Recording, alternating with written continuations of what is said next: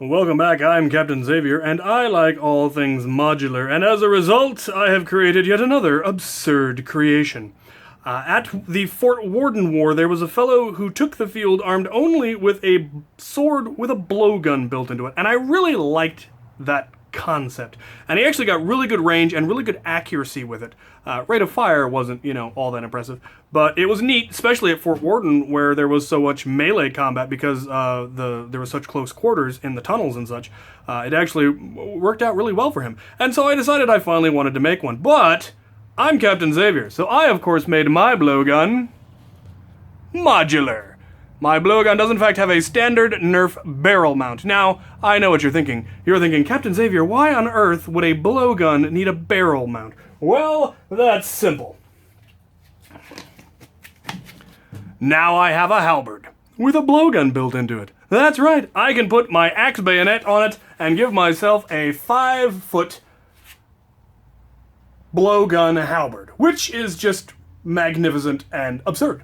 However, am I satisfied with that? No, I am not. I could also put my new zombie strike bayonet on there and give myself a Nerf blowgun naginata, or spear if you want to look at it. Kind of looks like a lock-upper axe too. Lots of various options, but it is in fact a slicing, stabbing, bladed sort of thing. And am I satisfied with that? Well, of course not. If we use this attachment, we can now attach the axe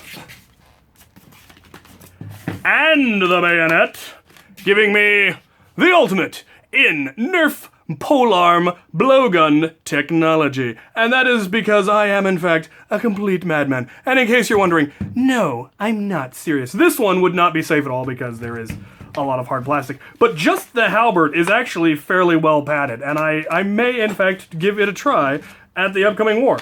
The bayonet alone doesn't really work that well. It kind of pops loose. But the halberd would work quite well, I think. So on to construction.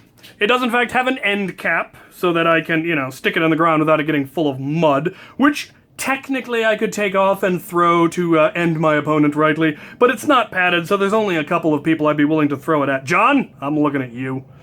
He wears a mask, so he'll be fine. He's a big boy.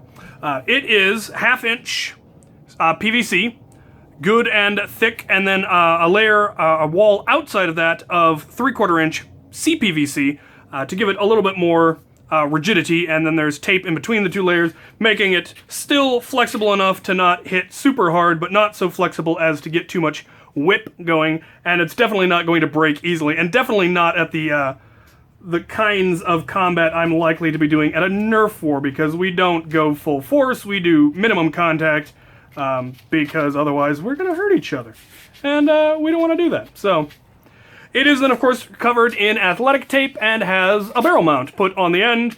It goes on the outside of the PVC and then on the inside of the CPVC, and it locks in really, really tight, and is glued, of course. So that is the construction.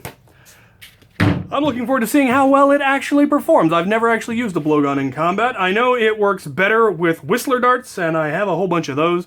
I also have lots of suction cup darts, so you can fire elites, but it doesn't quite get as good a seal, but we'll see how well it performs. It'll be a lot of fun.